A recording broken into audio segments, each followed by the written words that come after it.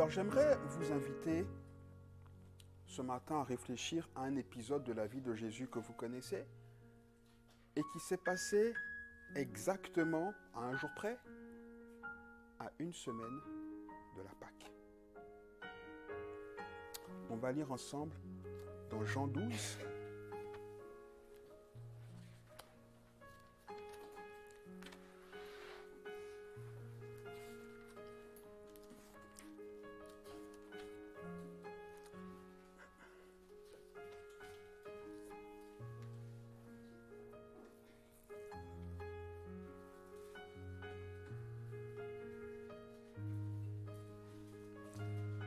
Ici, dans Jean 12, le texte est introduit en nous rappelant que c'est la dernière semaine de Jésus avant sa mort et sa résurrection. Donc, c'est la dernière semaine de Jésus en tant qu'homme. Parce qu'après, il est ressuscité et il est passé de l'état d'homme à l'état de glorifié. L'état dans lequel chacun de nous sera quand il viendra nous chercher. Quelqu'un dit Amen. Il y aura un changement d'état. Il y aura un changement d'état. On va passer d'homme, grand H, à glorifié. Alléluia. Et donc là, ce sont les derniers jours de Jésus en tant qu'homme sur terre. Et Jésus choisit de passer ses dernières heures parce qu'il sait que ce sont ses derniers jours, que ce sont ses dernières heures. Il choisit de passer ses derniers temps avant son assassinat avec des personnes qu'il aime. Donc, déjà, si dans cette période de Pâques, tu n'as pas l'impression que Jésus marche à côté de toi, pose-toi la question de savoir où est-ce que vous en êtes dans votre relation d'amour. Ah oui. Ah oui. Ici, Jésus se retrouve à Béthanie, dans une maison qu'il connaît, dans une famille qu'il aime beaucoup. La Bible présente Lazare comme étant l'ami de Jésus. La Bible précise que Jésus aimait Marthe, Marie et Lazare. Donc Jésus les aimait. Et il fait le choix d'aller, dans les derniers jours de sa vie, passer du temps dans cette maison avec des personnes qu'il aime. Évidemment, après ce souper, parce que là, vous connaissez un peu l'histoire, on va la lire dans quelques instants. Un souper est offert à Jésus. En fait, pour être plus précis, et certaines versions sont d'accord avec moi ici, c'est plutôt un festin qui est offert à Jésus, à juste titre. Parce que Jésus a ressuscité Lazare. C'est la moindre des choses qu'il pouvait faire en retour pour Jésus. Bon, peut-être que nous aussi, on attend que Jésus nous ressuscite pour faire des choses pour lui, je ne sais pas. Mais pour ressusciter, il faut passer par la mort. Donc peut-être n'attendons pas d'être mort et ressuscité pour offrir des choses à Jésus. Non? Ok? Donc, il va chez Lazare et évidemment, après, il va un peu plus se concentrer pour passer du temps avec ses disciples, notamment les 12. Et remarquez ici, juste pour souligner ce que je suis en train de dire, que Jésus a vraiment choisi de passer ses derniers instants avec les personnes qu'il aime. À Gethsémane, il se retrouve avec ses 3 fidèles. Pas plus. Avec ses 3 fidèles. Il laisse les 8 autres, quelque part dans le jardin, 8, parce que Judas n'est plus là. Et il prend qui avec lui? Pierre, Jean et Jacques. Et c'est avec eux qu'il passe les derniers instants de sa vie. D'homme libre. Peut-être que ça ne vous dit rien, mais est-ce qu'ici, on ne peut pas déjà se poser la première question de savoir si on pense que Jésus nous aurait appelés, comme Pierre, Jean et Jacques, pour être avec lui dans les derniers moments?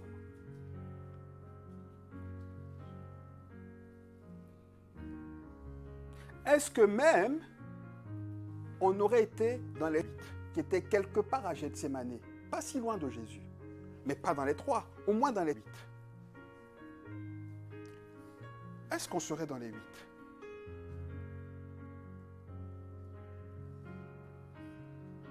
Est-ce qu'on estime que Jésus n'a pas assez fait pour nous, pour qu'on l'aime au point qu'il se serait arrêté chez nous quelques jours avant pour souper avant d'aller mourir? Vous vous êtes posé la question?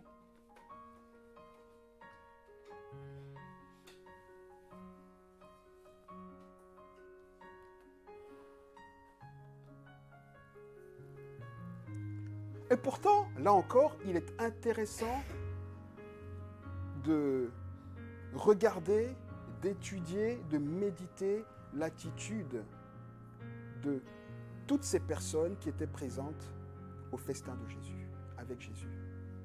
Lisons Jean 12. 6 jours avant la Pâque, Jésus arriva à Béthanie où était Lazare qu'il avait ressuscité des morts. Là, on lui fit un souper. Marthe servait et Lazare était un de ceux qui se trouvaient à table avec lui.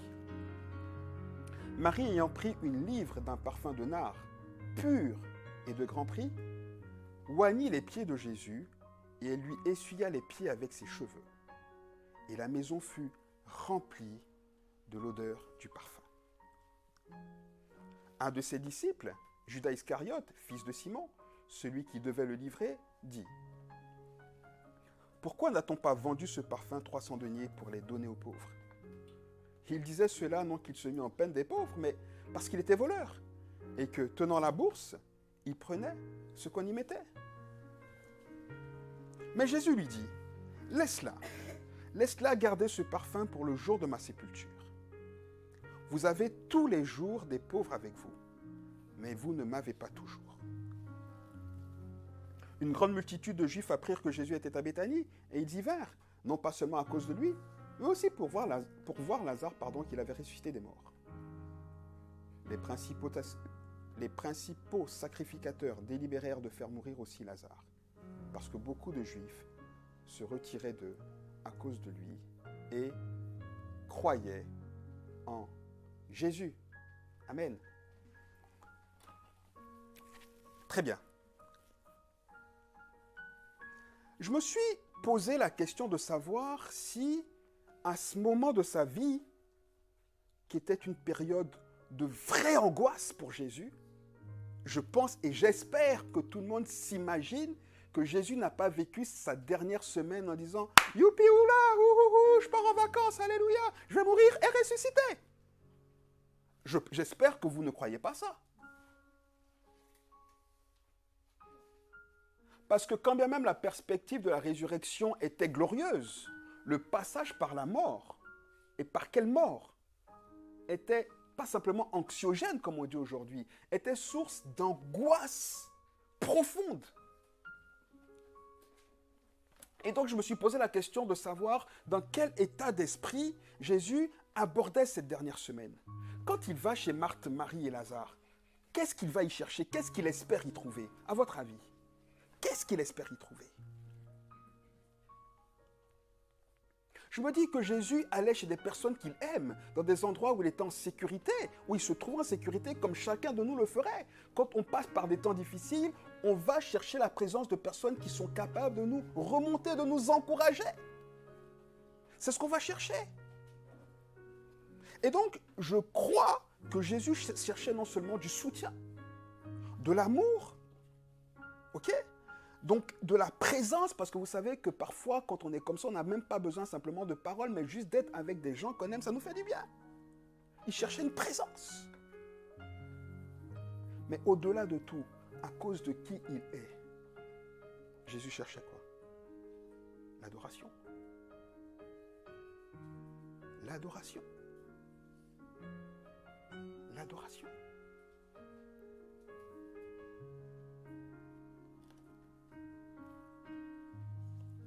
Et on voit ici plusieurs personnes à ce souper.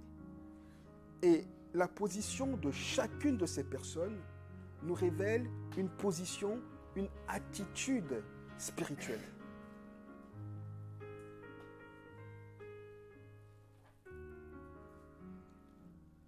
On va prendre ces personnes citées dans l'ordre dans lequel elles apparaissent.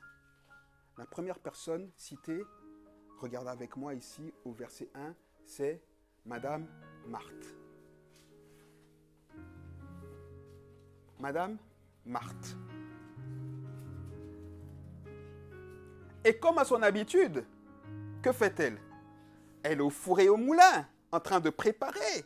Marthe est en train d'essayer de veiller à ce que le maître et ses disciples soient bien reçus, voyons. C'est quand même le maître. Il lui faut un accueil à la hauteur de ce qu'il est. Mais comme à son habitude, au four et au moulin, Marthe passe à côté de l'essentiel, qui est la présence de Jésus.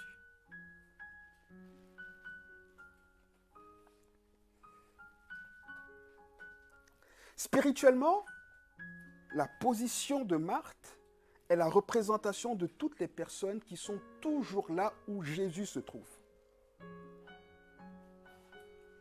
Suivez-moi bien. Des personnes qui ne ratent jamais une réunion d'église. Des personnes qui vont même au-delà des réunions d'église pour chercher des temps de louange ailleurs, des temps de prière ailleurs, qui font aujourd'hui des personnes qui sont toujours sur Internet pour chercher écouter un message. Un temps de louange.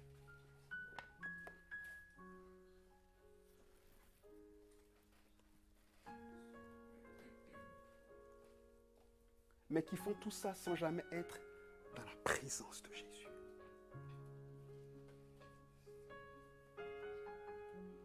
Vous savez qu'on peut être avec quelqu'un sans être dans la présence de la personne.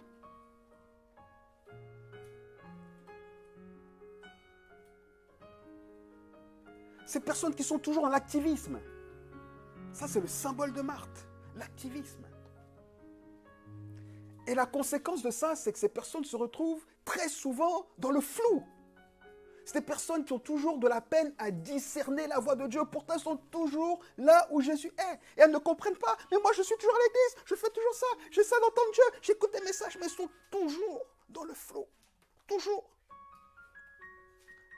Peine à discerner. Et donc, qu'est-ce qui se passe quand c'est comme ça? On est fatigué émotionnellement et spirituellement. On est dans le stress. Parce que la Bible dit que c'est dans le calme et la confiance en qui? En Dieu, que viendra notre force. Et donc, comme on n'est pas dans le calme et la confiance en Dieu, on n'a pas de force. On est stressé. Épuisé. Ce n'est pas un épuisement physique. C'est spirituel. Et nécessairement psychologique, émotionnel. Moi, je trouve que c'est terrible de voir des personnes être là où Dieu se trouve sans jamais pouvoir goûter, bénéficier à la présence de Dieu.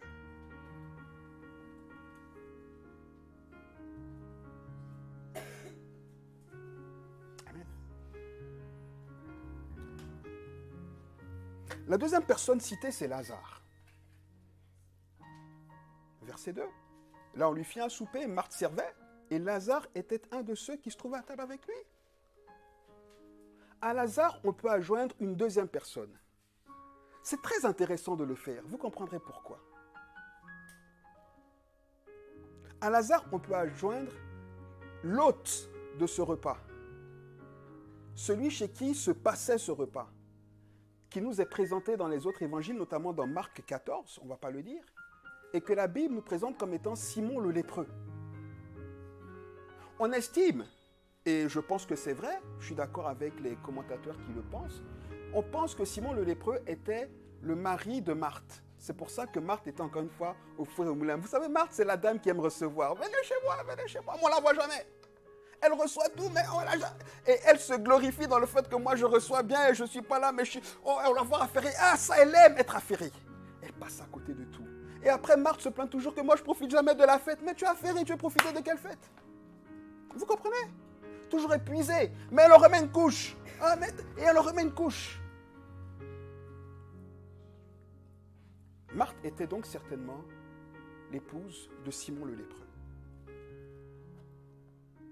Et donc, Simon le lépreux et Lazare sont au moins les deux personnes qui étaient à table avec Jésus. Et Et on appelle Simon le lépreux, et on pense qu'on appelle Simon le lépreux parce qu'on pense que Jésus l'a guéri de la lèpre. Ce qui serait logique. Donc voilà deux beaux-frères. Une famille bénie, vous n'avez pas idée. Une famille que Jésus aime. Dans la même famille, un des beaux-frères est ressuscité. Waouh! Et l'autre beau-frère est guéri de la lèpre. À savoir que la lèpre, à l'époque, était une maladie non seulement pas contagieuse, ça c'est rien de le dire, mais incurable, mortelle, et à cause de laquelle on était confiné, rejeté. Donc imaginez la hauteur de l'œuvre de Jésus dans cette famille-là. Et donc les beaux-frères sont là, avec Jésus. C'était une belle soirée. Ok? Mais la position ici à table de Lazare et de son beau-frère Simon a un pendant spirituel. On ne peut pas du tout douter que Lazare et Simon aimaient Jésus. Ça, impossible d'en douter. Comment serait-il autrement? Il les a quand même guéris. Hein? D'accord? On ne peut pas non plus douter que ces deux hommes étaient reconnaissants à Jésus. On le voit, ils offrent un festin.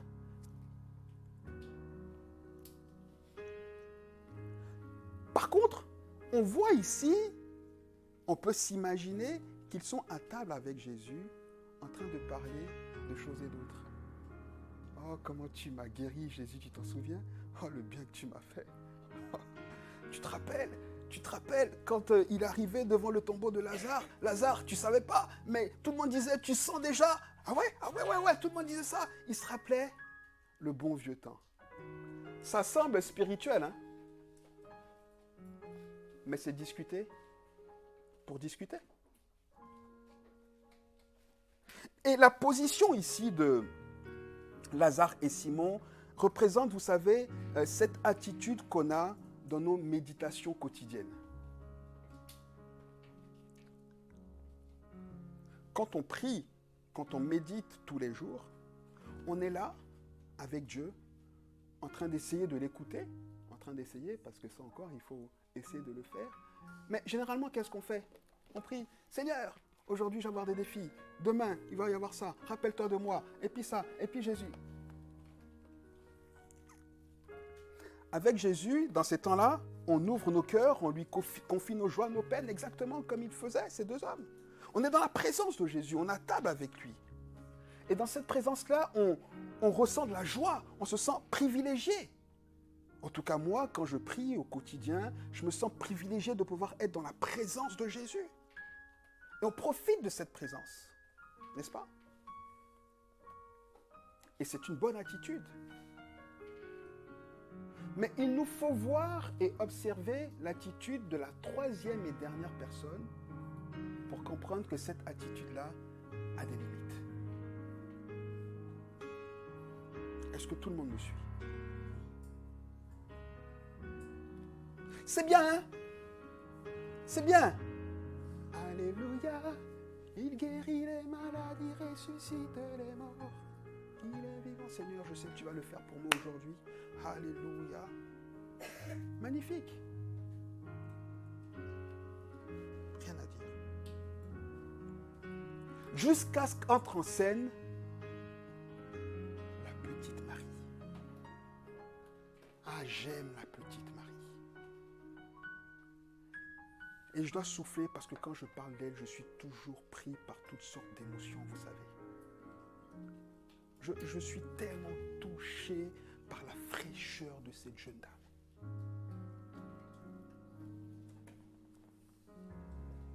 Marie est la plus jeune de la famille.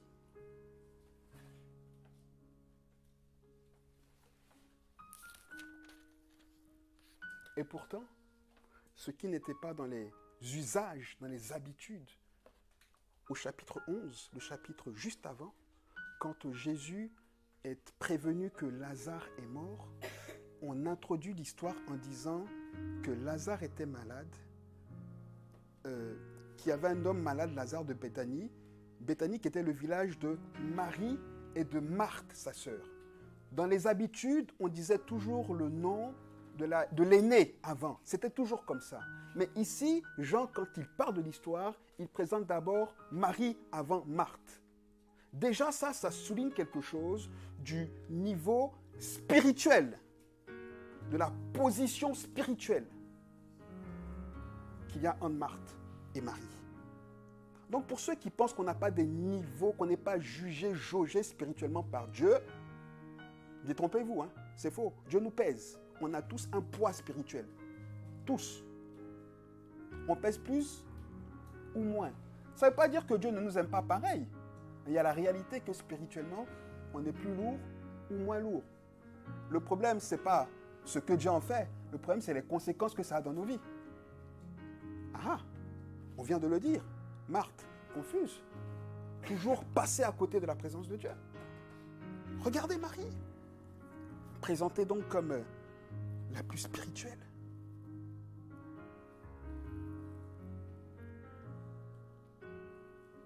Et une autre chose qui me touche et qui m'a vraiment marqué, regardez un petit peu avec moi au chapitre 11.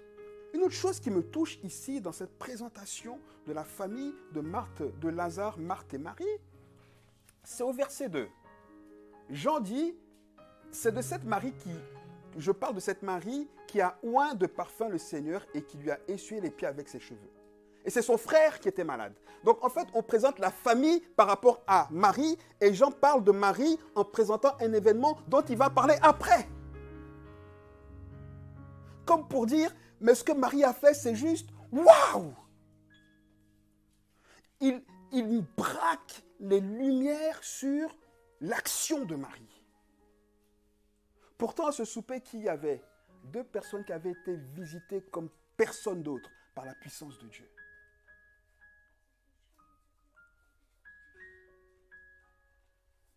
Il y a des personnes à côté desquelles on ne doit pas passer à côté. Il y a des personnes, on ne doit pas passer à côté d'elles quand on sera au paradis. Ève. Adam, bien sûr. Tu as ressenti quoi quand le Seigneur a ouvert ton côté, qu'il a pris la côte? Je veux savoir. Ève, qu'est-ce que tu as ressenti quand tu t'es réveillé, que tu as vu? Je veux savoir. Marie, qu'est-ce que tu as ressenti quand le Saint-Esprit t'a couvert? Je veux savoir. Et Lazare, comment est-ce que tu as entendu la voix de Jésus quand tu étais mort? Je veux savoir. Je veux savoir. Des personnes qui ont été touchées par la puissance de Dieu comme personne d'autre. Mais regardez leur réaction à côté de celle de la petite Marie. C'est pour ça que Jean braque ses lumières sur la petite Marie et non pas sur Lazare. À chaque fois qu'il parle de Lazare, c'est pour dire celui qui était ressuscité, qu'on venait voir, dont on voulait écouter le témoignage. Mais quand il parle de cet aspect spirituel, qui c'est qui met en exergue? La petite Marie. La petite Marie. Je l'ai dit, hein, la question de l'amour de Jésus n'est pas remise en question ici. Jésus les aimait tous, aucun problème. Mais on voit ici, comme je viens de le dire, qu'on a tous une position spirituelle privilégiée. Et c'est ça qui va chercher Jésus. Notre poids spirituel, la relation qu'on a avec lui, ce qu'on fait de l'amour qu'il nous donne. Qu'est-ce qu'on en fait? Ce qu'on fait de sa parole. Vous savez, comme cette femme qui avait cette perte de sang, qui était chercher le miracle. Qu'est-ce qu'on fait de cet amour, de cette grâce? C'est en cela que Marie se distingue. Et ici, on voit que la petite Marie ne se contente pas ni de servir Jésus, ni de passer du temps avec lui. Juste de boire un petit verre, Seigneur, on se détend. Oh, ben c'est bon, détendons-nous. T'es là, c'est bien, c'est la fête. Allez, on mange, on se détend. Non, Marie voit toutes les occasions où Jésus est là comme des occasions à entrer plus vers son cœur.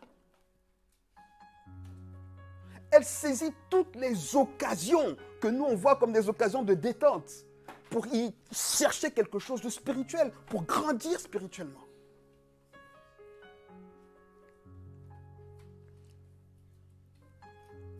Et comme elle comprend ça, qu'est-ce qu'elle fait?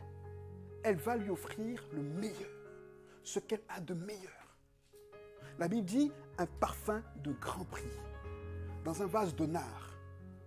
Juste quelques secondes ici pour vous préciser que, pour faire vraiment très court, pour synthétiser ce qui se passe ici, on estime en fait que ce parfum et le contenant de ce parfum était un peu, à quelque part, une épargne, une assurance vie. Vous comprenez? C'est comme si on a de l'épargne, on a de l'argent de côté et qu'on va acheter un bijou précieux en disant, en cas de coup dur, je peux le revendre et je peux en gagner plus. Ou alors un lingot d'or, ce qui se fait de plus en plus en ce moment. On achète de l'or et on le met de côté en se disant, bon, je ne fais pas de spéculation, mais c'est un investissement. On estime que ce que Marie ici vient pour renverser sur les pieds de Jésus était soit son héritage ou en tout cas une partie de son héritage.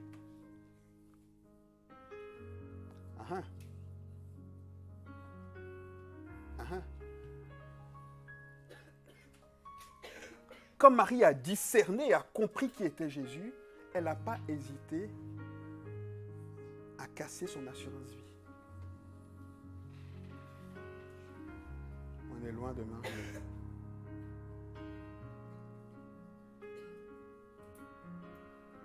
Je vous parle pas, attention, ne commencez pas à vous dire oui, là. Je ne vous parle pas d'argent. Jésus fait quoi de notre argent? Il s'en fout de notre argent. Ce qu'il observe ici, c'est l'attitude. Et ce que je veux vous pointer du doigt ici, ce n'est pas ce qu'on offre. Parce qu'il y a des gens, vous connaissez l'histoire de Jésus qui regardait les gens offrir dans le tronc, qui regardait les gens qui venaient donner des liasses, ils disaient, mais vous, là, votre argent, j'en veux pas. Cette petite dame-là, avec ses piécettes, elle donne de son nécessaire. Voilà. L'attitude, là. C'est ça que Jésus regarde. Elle a cassé, elle a dit, peu importe ce qui va. Elle était jeune, Marie. Elle n'était pas au clair sur son lendemain. Peu importe ce qui va m'arriver. Peu importe. Jésus mérite que je casse ça. À cause de qui il est. Pas à cause de ce qu'il a fait, puisque la Bible ne dit pas que Jésus a fait quoi que ce soit pour Marie. Ce n'est pas Lazare. Ce n'est pas Simon. C'est Marie. Elle n'a pas été guérie. Elle n'a pas été ressuscitée. Mais c'est quand même elle qui va faire ça. Marie ne s'arrête pas là. La Bible dit que Marie essuie les pieds de Jésus. Et si vous regardez bien le texte, quand Jean présente Marie au chapitre 11, il précise celle qui a oint le Seigneur de parfum et qui lui a essuyé les pieds avec ses cheveux. Il précise les deux choses.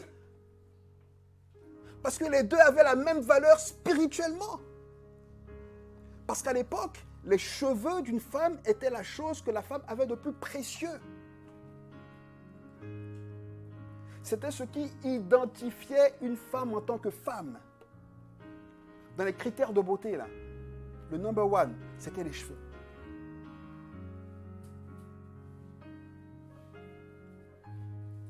Ça me fait rigoler aujourd'hui quand je vois des jeunes dames.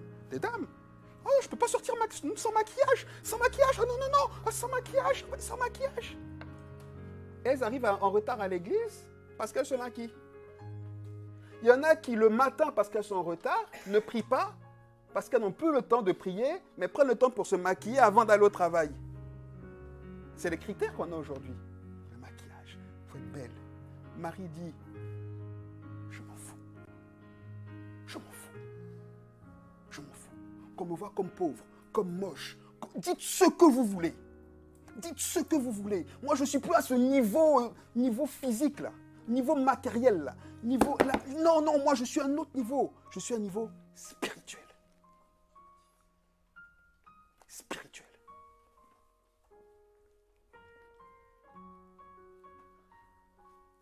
Et c'est là qu'on se rend compte de la différence entre Marie et tous les autres acteurs. Marie est la seule qui donne à Jésus ce dont il a vraiment besoin à ce moment-là. Au-delà de la présence, au-delà des beaux mots, Jésus avait besoin d'adoration. D'adoration. D'adoration. D'adoration. On vient à l'église, là, c'est pourquoi? On va passer cette semaine de sainte là, comment? En se rappelant de ce que Jésus a fait simplement. Et puis quoi? Qu'est-ce qu'on en fait? Est-ce qu'on l'adore? Est-ce qu'on renonce à des choses en disant, Seigneur, mais je me rends compte de ce que tu as fait. Je garde trop de choses qui m'empêchent de t'adorer. Je m'en libère. Je veux t'adorer, je veux toucher ton cœur. Quelle est notre attitude? Est-ce qu'on donne de belles paroles à Jésus? On donne quoi? De la présence simplement à Jésus? Jésus n'a pas besoin de notre présence. Hein? Vous avez vu dans la Bible que Jésus cherche notre présence? Il est Père, Fils et Saint-Esprit, sont déjà trois. Il n'a besoin de personne là. Ce qu'il attend de nous, c'est l'adoration. Et Marie est la seule qui lui donne l'adoration. Et Marie est la seule, finalement, la seule qui discerne les temps.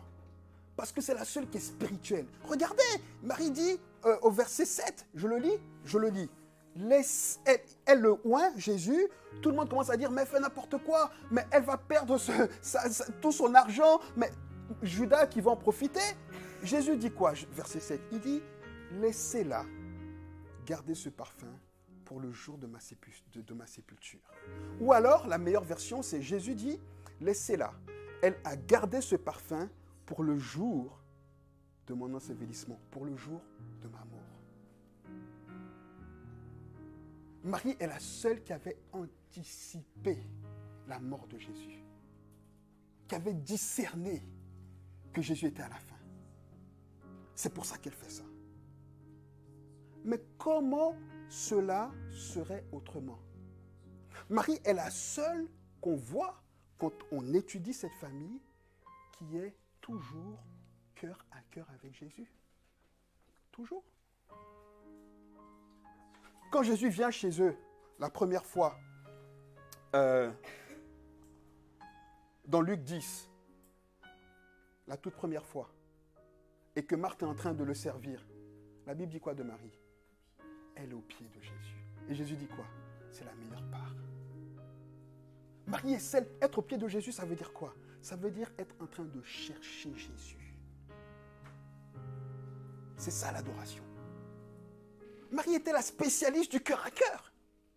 Comment n'aurait-elle pas pu discerner la volonté de Jésus, discerner les temps? On voit pareil, Jean 11, quand Jésus arrive alors que Lazare est déjà mort, qu'il a fait exprès d'attendre que Lazare meure. Il arrive, on voit que Marthe voit Jésus, elle court, ah mais tu es là, il lui dit, mais je suis là, il va ressusciter, tu crois? Il dit, oui, je crois qu'il va ressusciter au dernier temps. Il dit, non, ne t'ai-je pas dit que si tu crois, tu verras la gloire de Dieu? Marie, va chercher Marie, elle arrive, elle court, maître, tu es là. Qu'est-ce que Marie fait? Dès qu'elle voit Jésus, la Bible dit qu'elle se jette où? À ses pieds. Marthe vient voir Jésus face à face, de la même manière que Simon et Lazare étaient à table avec Jésus, au même niveau. Marie, elle est où? Au pied de Jésus. Le cœur à cœur, l'adoration. Elle comprend qui est Jésus. Toujours. Marie est la championne du cœur à cœur et elle nous montre la voie pour toucher le cœur de Jésus, être au pied du Maître. Comment n'aurait-elle pas pu discerner les temps? C'est la seule qui a compris ça. C'est la seule. Et parce qu'elle a compris ça, son acte signifie deux choses. La première chose, c'est qu'elle oint Jésus comme on le faisait à l'époque pour les rois. On oignait les rois, vous savez, Saül, David, etc. Donc elle reconnaît, elle confesse Jésus pour qui il est, alors que les autres parlaient de Jésus. Pourquoi? Pour ce qu'il avait fait. C'est ça la différence entre l'adoration et la louange. On loue quelqu'un pour ce qu'il fait. On adore quelqu'un pour ce qu'il est, indépendamment de ce qu'il fait. Le cœur de Marie. Elle proclame publiquement Jésus comme étant le Messie. Et elle comprend, deuxième chose, elle comprend que s'il est le Messie, ce que très peu comprenaient à l'époque, c'est qu'il va passer par la souffrance, c'est qu'il va passer par la mort et qu'il va passer par la résurrection. C'est pour ça que Jésus, elle dit, elle avait préparé, Jésus n'est pas en train de mourir, mais il dit, elle avait préparé ça, là, ce parfum-là, pour le jour de ma mort. Alléluia. Alléluia. La petite Marie. La petite Marie. La petite Marie.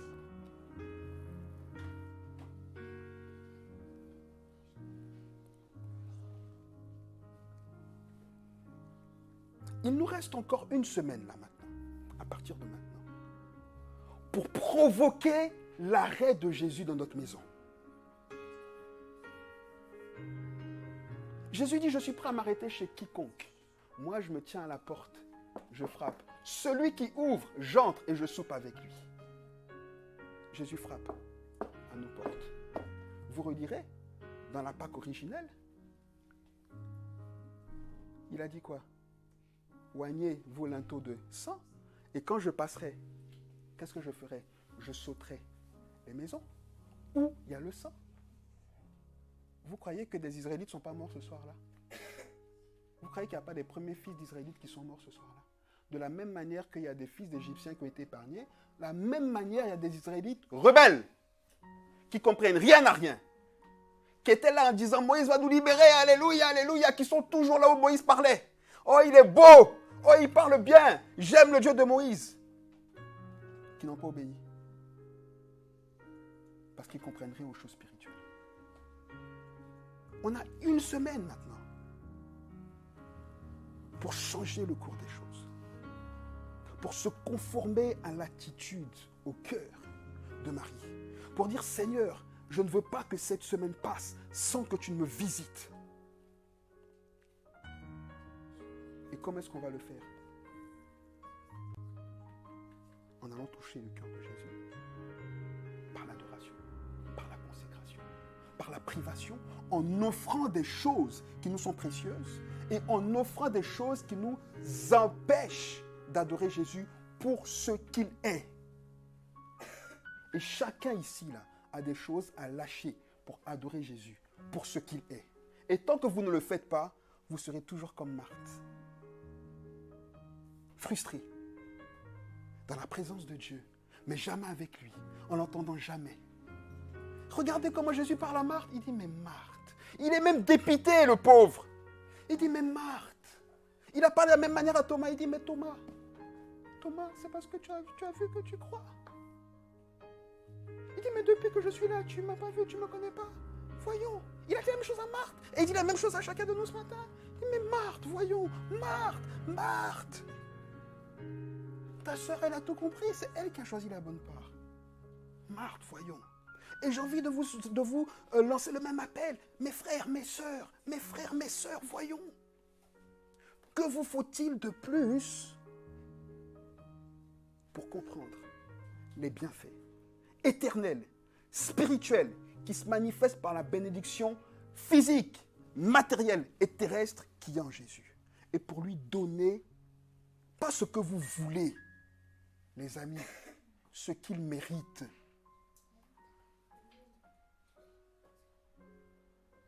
Ce qu'il mérite.